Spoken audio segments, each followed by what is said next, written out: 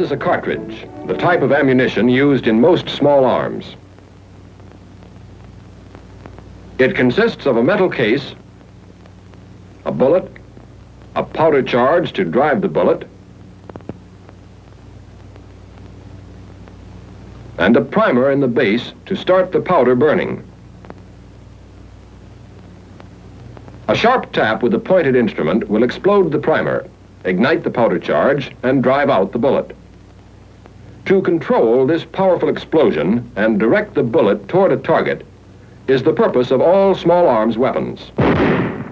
The term small arms includes shoulder weapons, hand weapons, machine guns mounted on ground tripods, on vehicles, and planes. Some are comparatively simple. Others are complex. But there is a basic similarity which runs through them all. Since they all fire the same type of ammunition, they all function in the same general way. In all of them, a cartridge is placed in the barrel and fired. The empty case is then removed to make room for the next cartridge. This process is called the cycle of operation, and every small arms weapon contains the mechanical means of performing it. To explain this cycle, let's construct a model weapon. It will not resemble any particular weapon, but it will include all of the basic features needed to perform the various individual steps in the cycle of operation. We'll start with a barrel. Removing the top half of the barrel, we can see inside. In the breech end is the chamber. This is where the cartridge fits and where the explosion occurs.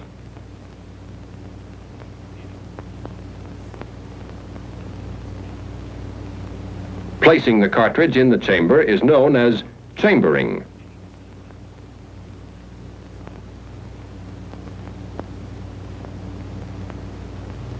A sharp tap on the primer would explode the powder charge and drive the bullet out. The same explosion would also drive the case backward out of the chamber. Therefore, the cartridge case must be held in the chamber, so most of the explosion will propel the bullet. The part which backs up the cartridge is usually known as the bolt. One end of this bolt fits against the rear of the cartridge and holds the case in place when it's fired. In order to hold the bolt in position, we need something to support it. The barrel, too, must be held in position. The piece supporting them is known as the receiver. There is a channel in which the bolt can slide. The barrel is attached to the front end. With this side section removed from the receiver and the bolt back, we can still chamber a cartridge by moving the bolt forward. This takes care of the first step of the cycle of operation, chambering. Instead of depending entirely on the weight of the bolt to hold in the case when the cartridge is fired, we'll use some way of locking the bolt in place. The simplest way of locking is to fasten a lug to the side of the bolt. A notch is cut in the side of the receiver.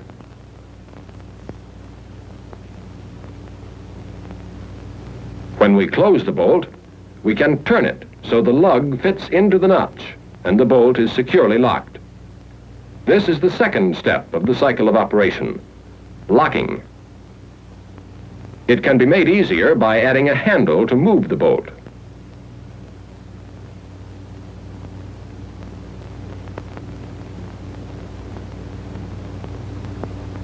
The handle can also be used to strike this stop. This prevents the bolt from sliding out of the receiver. With the bolt closed, how are we going to fire the cartridge? To fire the cartridge, we must strike the primer. However, the bolt is in the way. Apparently, we'll have to go through it. This bolt was prepared for that. The top half can be removed. It has a channel running through its entire length. All that is needed is a rod to reach from one end to the other. This rod is called the firing pin. You'll notice that it is slightly longer than the bolt, so its point will extend a little beyond the face of the bolt. We can now strike the primer by driving the firing pin forward. One way to drive the firing pin is by using a spring.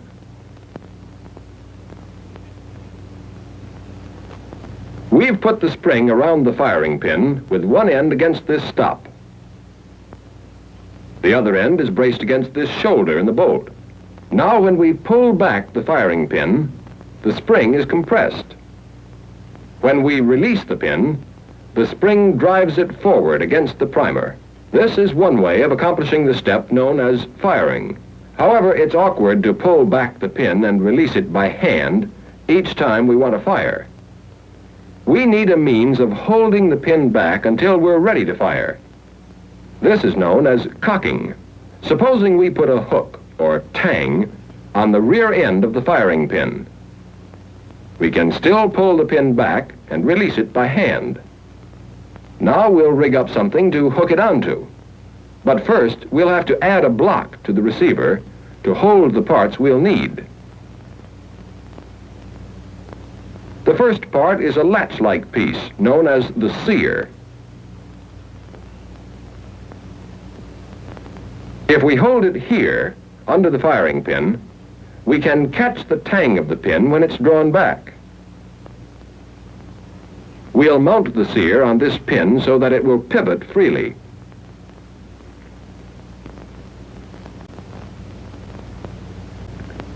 We can release the firing pin by pushing down the front or nose of the sear. This is where the trigger comes in. It's mounted on this pin underneath the sear. The trigger can now pivot back and forth.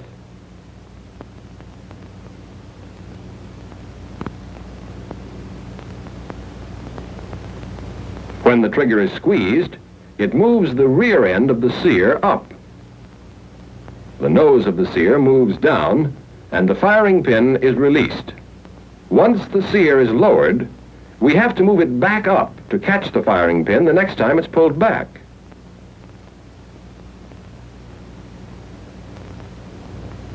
That's why we need a spring, a sear spring, to push the sear up. It's installed underneath the sear. Now, when we squeeze the trigger, we lower the nose of the sear until it releases the firing pin.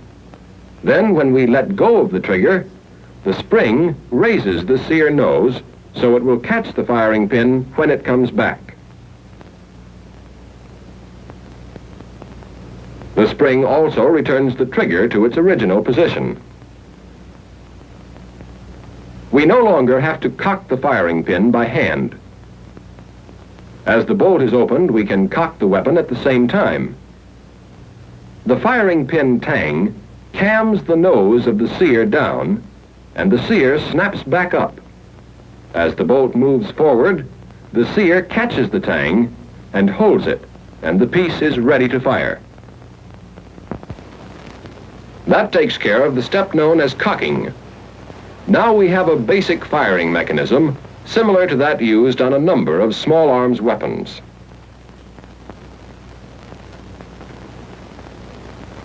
But there is also another kind of firing mechanism. Some weapons use a hammer, which strikes the firing pin. We'll build this hammer type of firing mechanism on the model. First, let's attach the hammer so it can pivot and strike the firing pin.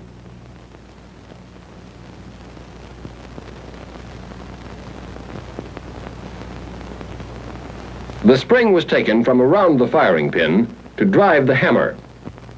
The firing pin is retracted by various methods in different weapons, and it remains in the rear position until the weapon is fired. To guide the spring, a rod is run through it. The front end of the spring is braced against this shoulder. The rear end of the spring is braced against this supporting block. The rod is attached to the hammer so that the spring pushes against the hammer. When the hammer is pulled back, the spring is compressed. Then the spring drives the hammer forward against the firing pin.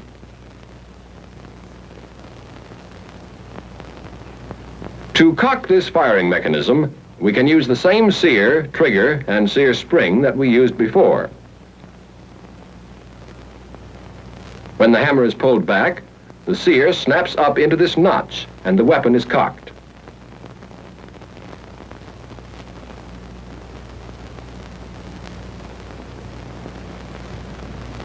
When the trigger is squeezed, the nose of the sear slips out of the notch and the hammer is driven forward against the firing pin.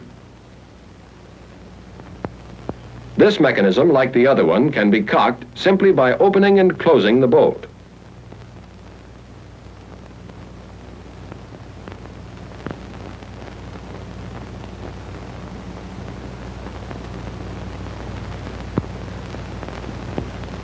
Squeezing the trigger fires the cartridge and sends the bullet out through the muzzle. But it also leaves us with an empty case in the chamber. Before we can get at the case, we have to perform the next step in the cycle of operation: unlocking.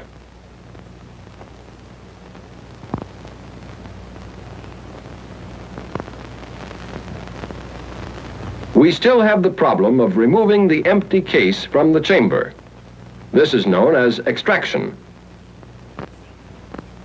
On a real weapon, extraction is a serious problem.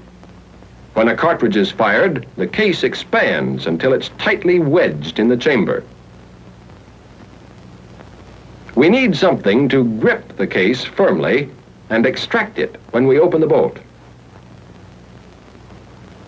The part which does this job is known as the extractor. It has a hook to grip the extracting groove in the head of the cartridge case. The extractor is attached to the front end of the bolt. As the bolt is closed, the extractor snaps into the extracting groove in the head of the case, and it retains its grip as the bolt is locked. Now, when we open the bolt, the extractor pulls the case out of the chamber. Our next problem is ejection, getting the empty case out of the receiver. Notice how the case is held by the extractor. If we pry under the case on the side opposite the extractor, we can eject it from the receiver. If we take a slice off the edge of the bolt, we can get at the case more easily. Now we'll build an ejector in the side of the receiver. It consists of a small lever and a spring.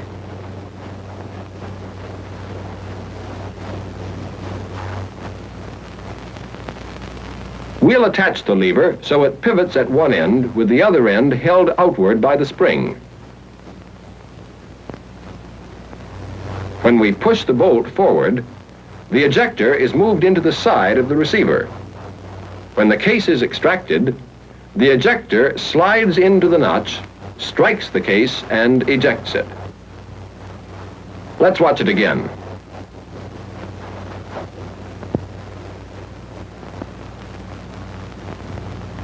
Our weapon is almost complete, but we still have to feed the cartridges to it one at a time by hand.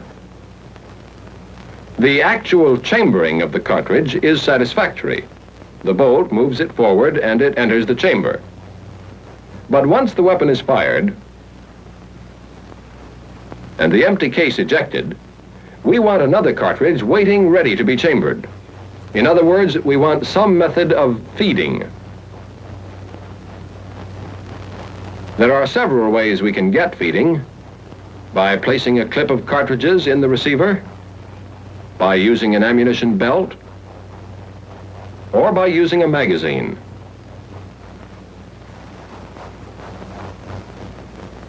We'll use a magazine. One side is transparent, so we can see what's going on. Inside is a spring and this follower.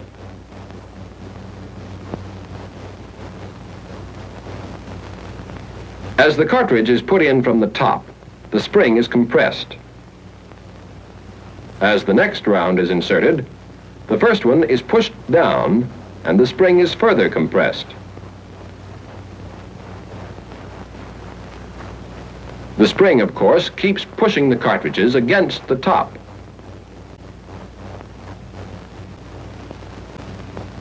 But these lips prevent them from being pushed out.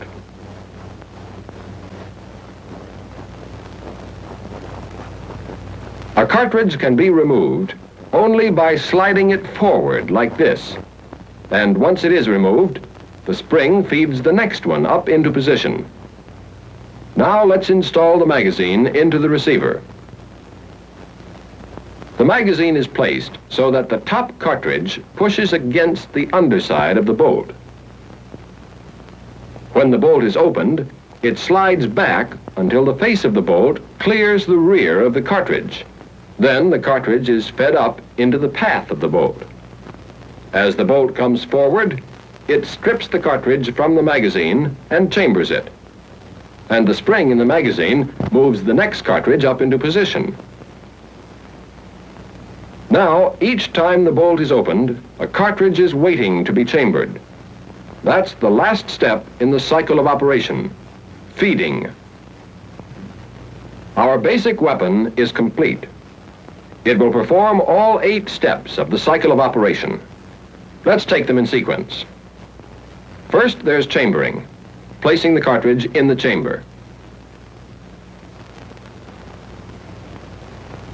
Next is locking, securing the bolt in place behind the cartridge.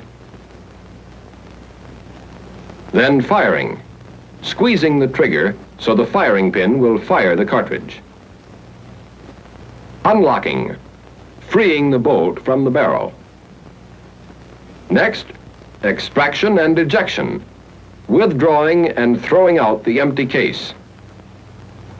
At the same time, cocking, preparing the firing mechanism to fire again. And feeding, placing the next round in position for chambering. Then the cycle starts over again. These are the 8 steps any small arms weapon must perform each time it fires a cartridge. The steps may not always come in exactly the same order, and the means of performing them may vary. But regardless of the type of weapon, all 8 steps will be performed.